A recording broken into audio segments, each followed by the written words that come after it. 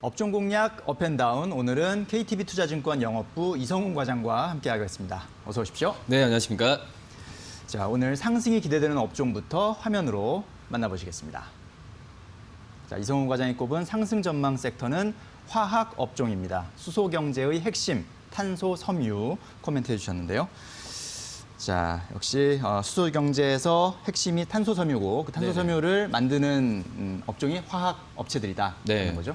어떻게 보면 화학 업종이라고 했지만은 말씀드리면은 이제 그린 뉴딜에 관련된 화학 업종 종목들에 대해서 한번 짚어볼 필요가 있다라고 좀 생각이 되고 있고요. 네. 뭐 그린 뉴딜 하면은 뭐 태양광, 뭐 풍력 여러 가지 범위를 넓게 지금 사용하고 있는 상황이지만 그 안에서 세부적인 게 굉장히 좀 많거든요. 그 안에서 가장 근간이라고 할 수 있는 뭐 탄소 섬유나 뭐 바이오 플라스틱 같은 경우에 이걸 만드는 기업들에 대해서 정확하게 알아야 될 필요가 있지 않을까 지금 생각이 되고 있고요.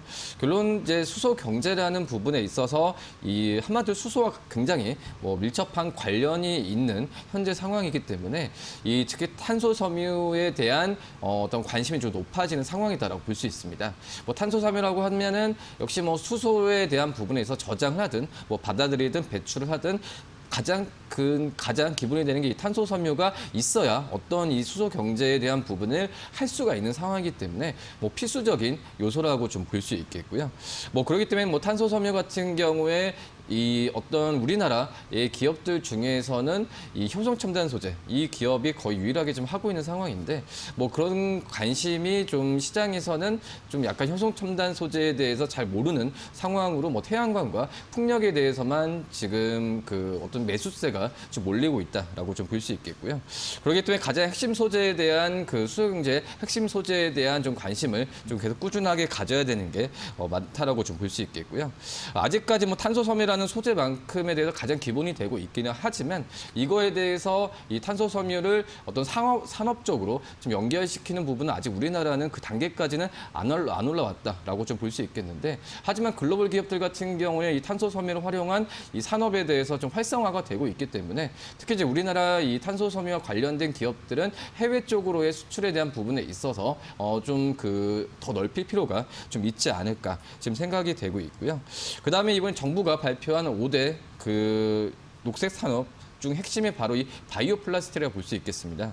이 바이오 플라스틱 같은 경우에는 어떤 저탄소로 가기 위해서 대부분 완제품에 사용하고 있는 이 석유 기반 플라스틱에 대한 부분에 있어서 좀 대체를 하는 쪽으로 지금 정부가 지금 바꾸고 있는 상황이라고 볼 수 있겠는데요. 기존의 어떤 석유화의 그런 플라스틱으로 해서 이 바이오 플라스틱으로 바뀌는 부분이 우리나라뿐만 아니라 전 세계적으로 봤을 때도 그런 부분이 거의 지금 이 트렌드가 되고 있기 때문에 이 바이오 플라스틱이 정부가 5대 핵심 과제로 좀 선정하지 않았나 지금 판단이 되고 있고요.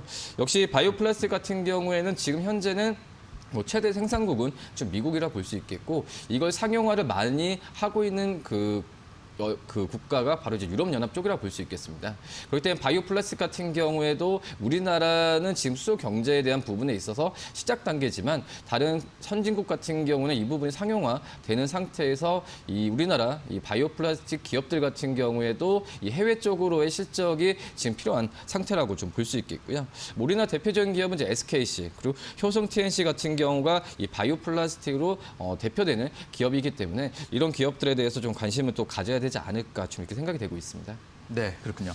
자, 과거 전통적인 산업에서는 철이라는 소재가 핵심적으로 쓰였지만 앞으로 미래 수소 경제에서는 역시 핵심 소재가 탄소 섬유입니다. 탄소 섬유가 있어야만 수소 경제를 실현할 수 있는 그런 밑바탕이 되는 것인데 그런 차원에서 또 탄소 섬유는 쉽게 만들어낼 수 있는 그런 소재가 아니기 때문에 탄소 섬유를 생산해내는 그런 기업은 어느 종목인지 또 바이오 플라스틱을 만들어내는 기업은 어떤 기업인지 이런 것들을 잘 살펴보시는 것이 좋겠다라는 분석이었습니다.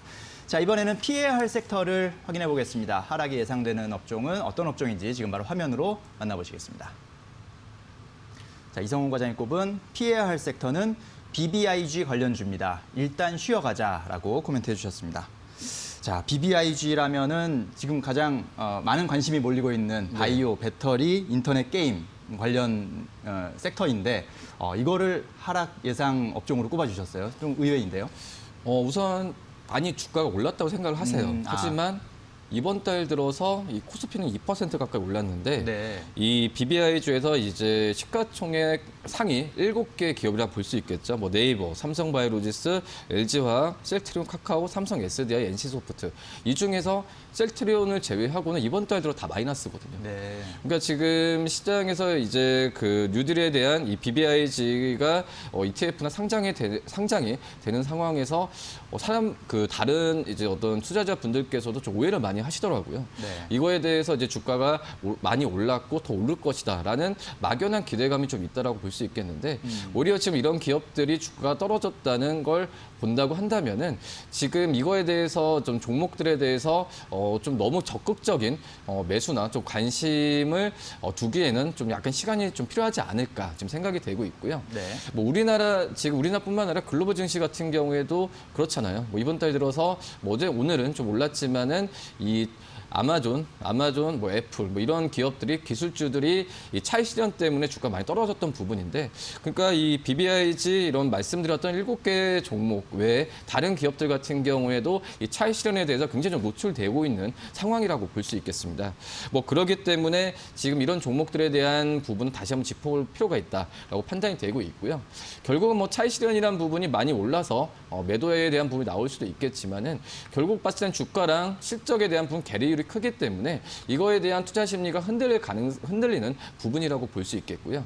그렇기 때문에 이제 뭐 3분기도 거의 다 되어가고 있는 시점에서 이 3분기 실적에 대한 부분에 이 말씀드렸던 이 종목들이 채워주지 못한다면은 주가에 대한 부분에 있어서 좀 조정 확률이 굉장히 높지 않을까 이렇게 판단이 되고 있습니다.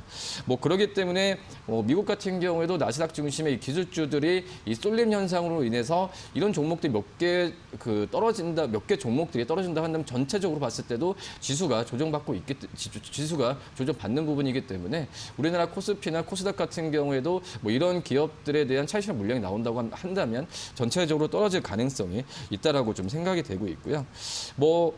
하지만 전망이 나쁘다고는 볼 수 없습니다. 코로나19도 재확산되고 한다면은 이런 종목들은 그전에도 이제 주도주였거든요. 주도주가 다시 부각될 확률이 굉장히 좀 높다라고 좀 볼 수 있는 상태에서 어떤 시적이나 어떤 그 코로나나 여러 가지 봤을 때도 지켜봐야겠지만은 지금 현재는 그 부분은 예상을 하기가 굉장히 좀 힘든 상태라고 좀 볼 수 있겠고요. 다만 말씀드렸듯이 밸류가 굉장히 높기 때문에 이거에 대한 부분에 있어서 지금 현재는 적극적 매수보다도 약간의 좀 그 비중 조절이나 이런 부분이 필요하지 않을까 지금 생각이 되고 있고요. 지금 현재 분위기도 봤을 때도 그전에 주도주보다도 약간 저평가, 그러니까 많이 오르지 않았었던 자동차나 화학 업종에 대한 매수세가 요새 굉장히 좀 좋거든요. 그렇기 때문에 이런 종목들로 순환매로 간다고 한다면 이런 BBIG에 대한 종목들에 대한 부분에 있어서 좀 그 차익 실현에 대한 부분은 주의를 해야 되지 않을까 이렇게 좀 생각이 되고 있습니다. 네. 자, 그 거래소가 이제 BBIG K 뉴딜 지수를 발표하면서 BBIG 이 섹터에 대해서 묻지마 투자에 나서는 분들도 조금 일부 계신 것 같습니다. 하지만 BBIG라는 이 키워드는 사실 이미 이전부터 언급이 되어 왔고 그게 주가에 이미 선반영되어 있다라는 평가도 있을 수 있습니다. 실제로 많이 올라왔고 단기 밸류에이션이 부담된다라는 그런 평가도 많이 있는 만큼 현재 시점에서는 조금 관망하면서 다른 아직 안 오른, 그동안 덜 올랐던 종목들에 좀 관심을 가져보는 것이 좋지 않겠느냐라고 생각하실 수가 있겠습니다. 하지만 역시 BBIG가 앞으로 향후에 또 주도주로서 우리 증시를 이끌어 나갈 것이라는 전망은 역시 유지돼 있는 그런 상태입니다. 자, 오늘의 핵심 공략 종목을 살펴볼 텐데요. 어떤 종목 갖고 오셨습니까? 네, 저도 말씀드렸던 이 화학 업종, 소재 업종 안에서 하나솔루션 에 대한 부분을 좀 종목적 관심을 가져야 될 텐데 네. 이 하나솔루션 같은 경우에는 지금 정부의 그린 뉴딜에 의해서 신재생이나 수소경제 같은 모든 지금 산업에 대해서 근간을 지금 사업을 좀 펼치고 있는 상황이다라고 좀 볼 수 있겠고요. 특히 이제 제가 그 화학 업종이 우리나라 안에서의 어떤 정책에 대한 부분에 있어서 관심을 받고 있긴 하지만 결론으로 봤을 때는 지금 현재 당장 실적이 나오려고 한다면 해외 쪽에서의 실적이 필요하다고 말씀을 드렸는데. 있는데 지금 하나솔루션 같은 경우에도 이 미국 쪽에서의 니콜라 회사와 좀 협업을 하면서 이 태양광에 대한 사업을 진출을 지금 많이 하고 있습니다.